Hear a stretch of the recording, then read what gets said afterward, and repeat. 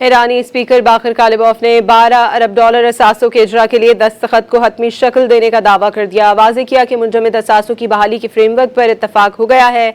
लेबनान की इलाकाई सालमियत और खुद मुख्तारी की जमानत पर भी इत्तफाक किया गया है।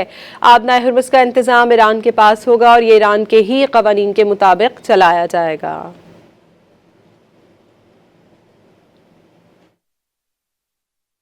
خب ما طبیعتاً برای اون آزادسازی در بند 11 اون 12 میلیارد دلاری که 2 تا 6 میلیارد دلاره اون باید انجام میشد. توافقش در سفر قبلی ما به دوحه این کار انجام شد. اینجا باید دیگه امضای قطعی میشد و کار انجام میشد. خب این کار انجام شد.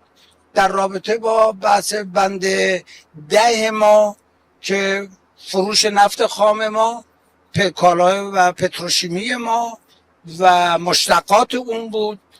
مهمتر از اون بحث مالی ما بود و با